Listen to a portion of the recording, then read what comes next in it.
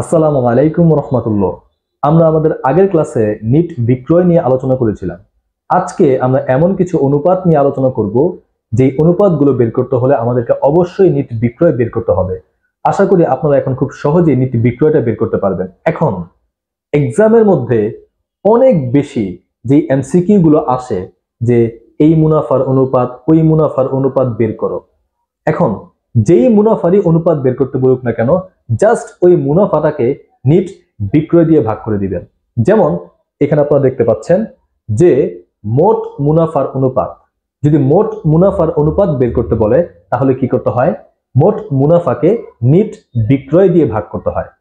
আবার যদি মোট মুনাফার অনুপাত না বলে পরিচালন মুনাফার অনুপাত বলতো তাহলে পরিচালন মুনাফাকে নিট বিক্রয় দিয়ে ভাগ করতাম।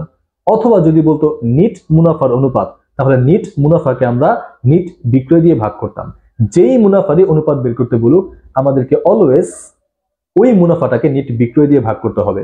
তাহলে একটা কমন জিনিস, সেটা হচ্ছে কি নিট বিক্রয়। আশা করি নিট বিক্রয় কিভাবে বের করতে হয় তা আপনারা জানেন। আমি আবার একটু রিভিশন করাই দিই। বিক্রয়ের সাথে 8টা আইটেম যোগ বিয়োগ করতে হয়। বিক্রয় মাইনাস বিক্রয় ফেরত মাইনাস বিক্রয় বার্তা যোগ অলিখিত বিক্রয় মাইনাস অলিখিত বিক্রয় ফেরত মাইনাস মুনাফাবিহীন বিক্রয় মাইনাস অ্যাকচুয়ালি প্লাস বিক্রয় মূল্যে পণ্য উত্তোলন। মালিক যদি বিক্রয় মূল্যে পণ্য উত্তোলন করে তাহলে এটা বিক্রয়ের সাথে যোগ করতে হয়। এগুলো 6টা আইটেম। তারপরে মাইনাস ফেরত শর্তে বিক্রয়। এই যে 7টা আইটেম বিক্রয়ের সাথে যোগ বিয়োগ করব। তারপরে যে টাকাটা আসবে ওই টাকাটার উপর ভ্যাট ধরবো। তারপরে ভ্যাটটাও কি করব? বাদ দিব। এই হচ্ছে 8টা আইটেম।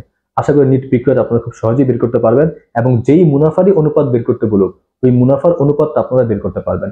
এখন মাঝে মাঝে সরাসরি ওই মুনাফাটা দেওয়া থাকে না, যেমন মোট মুনাফা সরাসরি দেওয়া থাকে না, পরিচালন মুনাফা সরাসরি দেওয়া থাকে না, নিট মুনাফা সরাসরি দেওয়া থাকে না।